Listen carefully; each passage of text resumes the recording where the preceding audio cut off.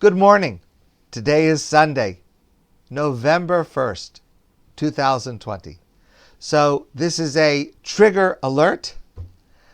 I'm going to talk a little bit about Donald Trump and Joe Biden, but it will not be divisive or controversial. There was a remarkable article in the New York Times on Friday, made me aware of something that I was partially aware of, but not completely. It certainly has not gotten a lot of attention. And that is that for the first time in modern American history, the candidates for both major parties, candidates for president, are teetotalers. Both of them never consume alcohol by their own accounts.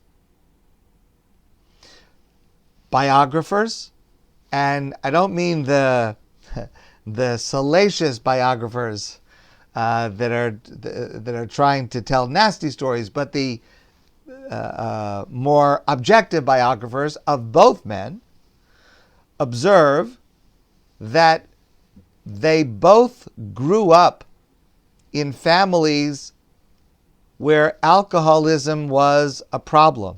Donald Trump has spoken about the fact that his brother died of alcoholism and it affected him greatly.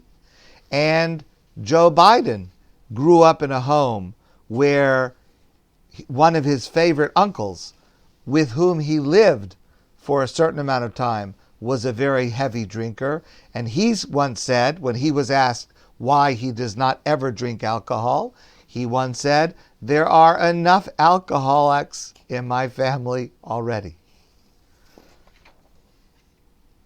One biographer went further and said about these two men, "These are two intensely competitive men who made a judgment early in their careers that their path to success is going to be willing themselves into the positions they wanted. And that did not leave much room for getting drunk."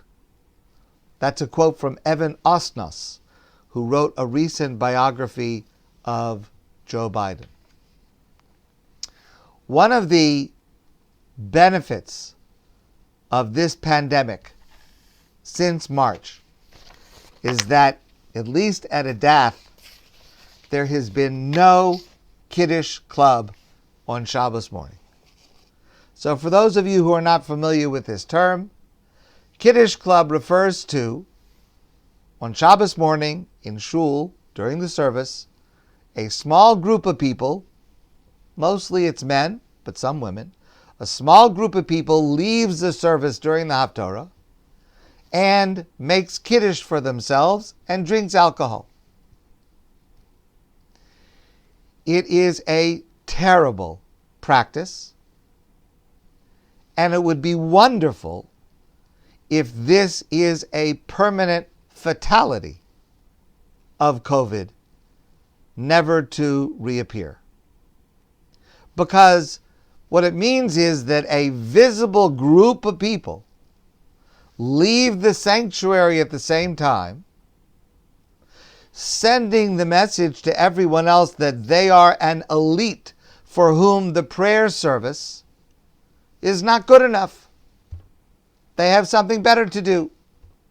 And especially since it overlaps with the Haftorah, they basically miss out forever on the beauty and the inspiration and the halachic significance of hearing the Haftorah every Shabbos. They miss a chunk of the service, and then they straggle back in, and then they daven Musaf, which is prohibited because Jewish law says we are not allowed to pray to Hashem when we have just been drinking alcohol and we are affected by that alcohol. That is a prohibition. Because prayer requires 100% concentration. 100%, no distractions, that we are communicating with God. And when we're communicating with God, and we're supposed to have 100% concentration and no distractions, having a mind fuzzy from alcohol does not qualify. It also demeans the congregation. It disrupts the decorum in shul. And there are other destructive consequences that come as a result of this practice. So as I say, Baruch Hashem, since March, there has not been a single Kiddush club at a dath, and Kang Yirbu. So may it continue for many, many years. Now this halacha, that a person who is affected by alcohol is not allowed to engage in prayer until it wears off, that is actually based on a halacha that comes from the Torah concerning a Kohen.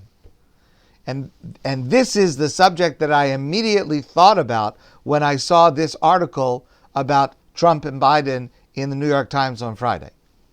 The Torah says that a Kohen who has had any kind of alcohol to drink is not allowed to participate in any action in the Beis HaMikdash. He's not allowed to officiate, to offer a korban, to bring a sacrifice, any of the rituals. He is not allowed to do any of that under the influence of alcohol. It's based on a Gemara. The Talmud discusses this in Masechta Tanis. And then the Talmud says an amazing thing. The Talmud says that after the Beis HaMikdash was destroyed, so in the generations after the Churban, what was the halacha for a Kohen and drinking wine? And the Gemara says, puts forth the opinion that maybe a Kohen should never be allowed to drink wine or any alcohol ever, because Shema Yibana Beis HaMikdash. We all pray and we are promised that the Beis HaMikdash will be rebuilt. Now, the Beis HaMikdash will be rebuilt at some moment. And the moment that it is rebuilt, we're going to need all the Kahanim to rush to do the service. Well, if you have a Kohen who's been drinking that day, he won't be able to officiate. So the Talmud puts forth the opinion that says that as a practical halachic matter, every single Kohen is never allowed to drink any alcohol, because Shema Yibana Beis HaMikdash. Perhaps in the next moment he'll be needed to serve in the Beis HaMikdash, and to serve in the Beis HaMikdash he can't do it. He will be exempted if he is under the influence of alcohol. Now, the final halacha is that we do allow a Kohen to drink alcohol. It has been such a long time. We don't assume necessarily the Beis HaMikdash will be rebuilt in the next 5 minutes. Maybe we assume after all this time, a Kohen will need a little bit of training anyway to get ready to serve. And the Kohen can have a few cups of coffee while that training is going on. So as a practical matter, we do allow a Kohen to have moderate amounts of alcohol. And, of course, it is permitted, according to Jewish law, for a person to drink alcohol outside of prayer and outside of driving and outside of other activities that require this 100% concentration. And as long as it is done in moderation, and as long as it is done safely, and as long as a person does not have a health condition or allow it to lead to unhealthy habits, then moderate amounts of alcohol are okay. But the lesson is a very important lesson. If you want to excel at something that is really, really hard or really, really important, you need to give 100% effort. No distraction. Nothing that takes away from the prize. A Kohen serving in the Beis Hamikdash requires that level of 100% intensity and concentration. When we are engaged in prayer, trying to come closer to God, we require that same level, 100%, no distraction, nothing to take us away from the importance of that communication and relationship with God. And Biden and Trump have absorbed the same message, to their credit. It's a common thing when a Jewish person is going to take a drink of alcohol to say l'chaim, l'chaim, to say l'chaim. Why do we say l'chaim, which means to life? There are a number of answers.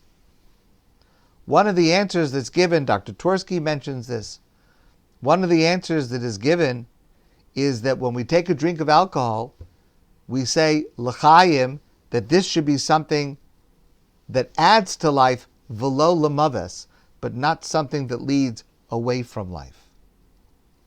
It should not take away from life. It should add to life. And if it's going to take away something, then we're best leaving it to the side. My friends, I wish you all l'chaim and a wonderful day. And I look forward to seeing all of you soon in person.